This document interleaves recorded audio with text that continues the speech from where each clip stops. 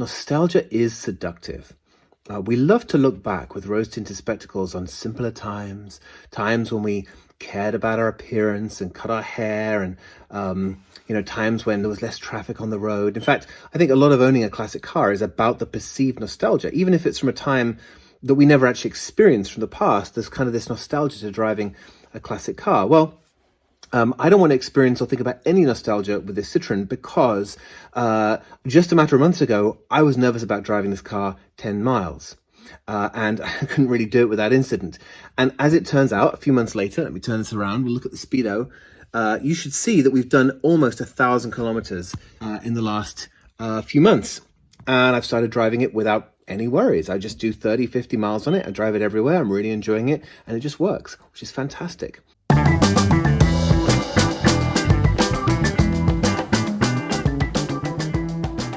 It's a beautiful spring day here in Washington, and I'm going to use today to do some work on the car. So I have a whole list of things to fix. It's a list in order of priority, and I want to get to all these 10 things today. So number one is a fuel tank. Now, if you fill the fuel tank full, fuel pours out of it. The Speedo has always been noisy, and the noise has reached a threshold that I can't live with. I never actually did a grease point service on the car when I did the oil change, so I need to get to that because that's overdue.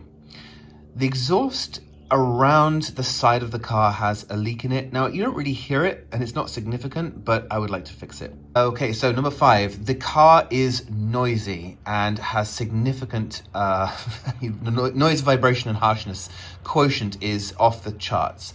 So I'm actually going to put in some new engine mounts to see if I can improve that. I mean, there's all sorts of things I could do to improve that, but that's what I'm going to do today. I need to adjust the brakes. The brakes have been working great. They just need a little bit of compensation for the wear that I've put on them. The clutch bite point could be raised a little bit, so I'm going to adjust that. I've got some new heater hoses that won't be noisy. That will really help with the NVH. Wipers were completely shot, so just replace those, and I broke the grille trying to close the hood. So all of those things I think are achievable today, and I'm going to get to them in 10 minutes, starting now. Fuel tank's out. Now, it's pretty simple to get it out. It's just 4 bolts, and there's really only 2 places this could be leaking from. One is around this sender unit, which was new when Austin put it in, but I want to make sure that the gasket is good on that, so there's a new gasket for that. And then the other place is this, which connects to the filler pipe, and that does look pretty old and worn, so I have a new one of those as well. So we'll get those put on, get it put back in, and then hopefully we shouldn't have any more fuel leaks. Jolt on. All right, let's move on to the exhaust leak next. So I've hooked up this CO2 to the exhaust pipe, and if we go along it, we have quite a big leak around about here. You can hear it. I can feel it. I can feel that coming out. So I'm going to take that apart, have a little look, and try and get that sealed up. Okay, next job that's done is the grease points. I did the kingpins, I did the axles, and the knife edges. I took the exhaust apart, put some sealer on it, put the clamp back on, made sure it's well seated, and that's now fixed. We don't have an exhaust leak anymore. So, take that off, exhaust leak. Okay, brakes are adjusted. So they're just about hearing them, front and rear. So that's good. Brakes have a really nice pressure. They're working really well actually, so that's good. Okay, next up is adjusting the clutch. Now the bite point is a little bit low for my liking, so I would like to adjust it slightly, and it's very, very simple. It's a cable clutch, and all you do is loosen the lock nut, make an adjustment, and tighten the lock nut. Bob's your uncle. All right, I've just had it out for a little test drive, and it feels good. I don't love the fact that it's right at the very limit of its adjustment, but there's nothing fundamentally wrong with that, so I'm gonna call it good. Okay, my pen's running out. Now, the remaining items. Heater hoses are easy, wipers are easy, grill is easy. This is probably not so easy. This is interesting. Now I've got to see if I can get these engine mounts in, motor mounts. I don't know, that's, on some cars that's easy. It doesn't look hard. It looks like I can access the front ones from inside the fan. If you look inside the fan here, well, I don't know if you can see, but there's the nuts inside of there are the nuts for these motor mounts at the front. So I should be able to get those out pretty easily. The one at the back looks harder to me, but I'll check in with Haynes and we'll see what it has to say. So it seems like getting the front motor mounts in and out is pretty easy once you've got the fan disconnected. Now, I got the old one out, and what's curious is it's not exactly the same as the new one that I have. It has this extra piece of metal on, and the studs are a little bit longer. And if I put the extra piece of metal on here, the studs aren't really long enough for the nuts to go on. So I went on the website of the company that supplied me with this guy, and they do not show this metal piece. So I'm going to presume that this just bolts straight on. Okay, so we have two new motor mounts in, and I've decided against trying to put the transmission mount in because honestly the transmission mount looks fine, and it looks like it's going to be more trouble than it's worth. So I'll just put that with the car, and if I ever get the engine out, we'll put the transmission mount in when I do that job. So I'm going to call that done. Now, part of the whole noise, vibration and harshness blitz that I wanted to do was about dealing with the noise when you've got the heater on. These pipes transmit all of the noise from the engine straight into the cabin, and so that's why the car originally came with these padded pipes. So I'm going to put these on, and hopefully when I have the heater on, it'll be nice and snug and nice and quiet. And there they are in place. Very fitting, I think, for the car in just their sort of organic quirkiness. They just seem to fit so well, and I'm really looking forward to taking this out and just feeling the heat and the lack of noise from these beautiful pipes. So yeah, we've done that. I've ticked off heater hoses, so wipers and grills should be really quick and simple, and then really it's just the speedo and the lamp. Do not try to close the hood with your hand on the grill because you'll break it. So new grill is in, and we can tick that off. So I've got the speedo out. Now let's test it. Now I promise you, by the way, that this is not how I put on 1,000 kilometers. I did not cheat. All right. There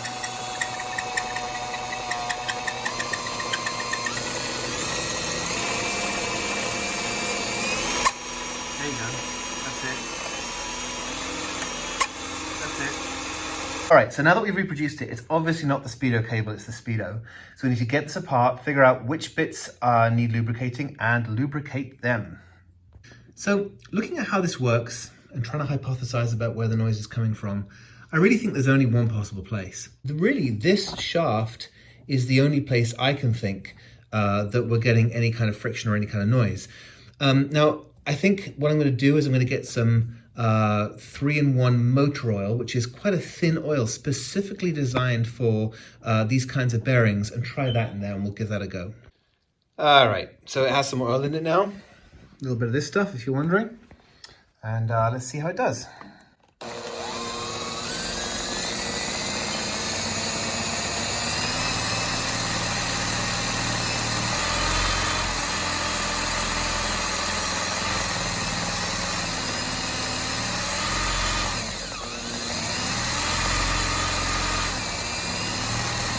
I'm going to call that fixed. Excellent. There's a couple of things that tickle me about this speedometer, just in passing.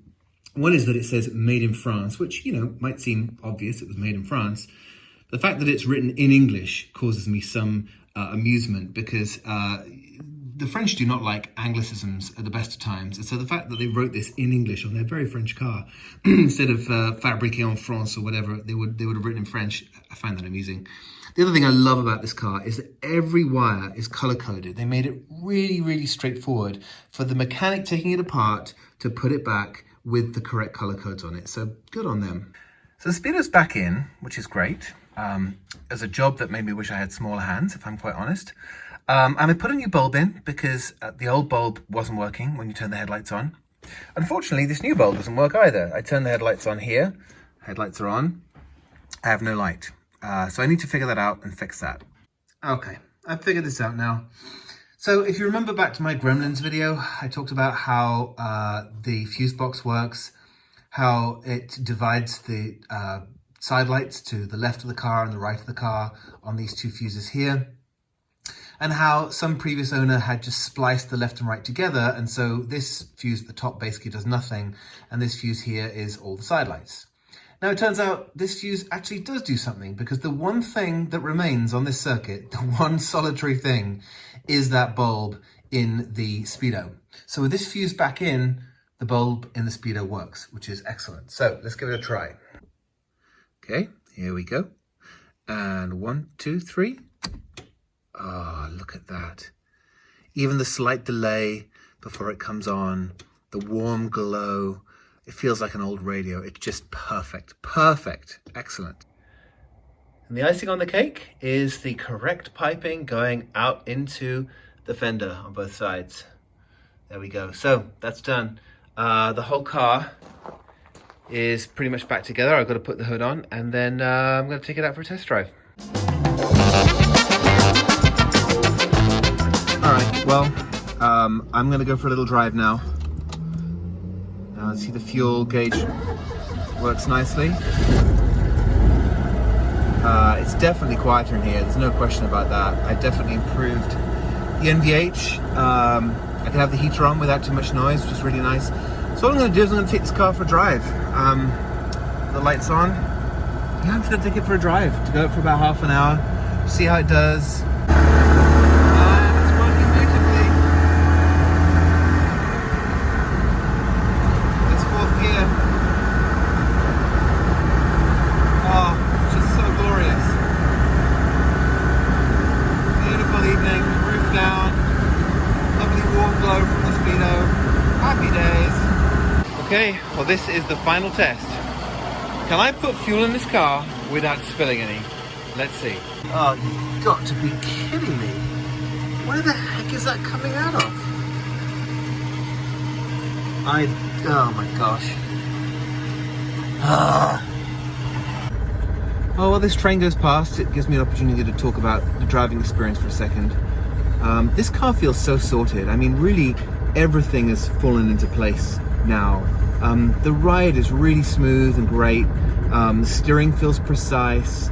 There's no squeaks. It idles nicely. There's plenty of power. All the gauges work. The heat works. The electrics work. The light works. All the gauges work. I mean, it's just a delightful little car at this point. And I honestly feel like I could drive it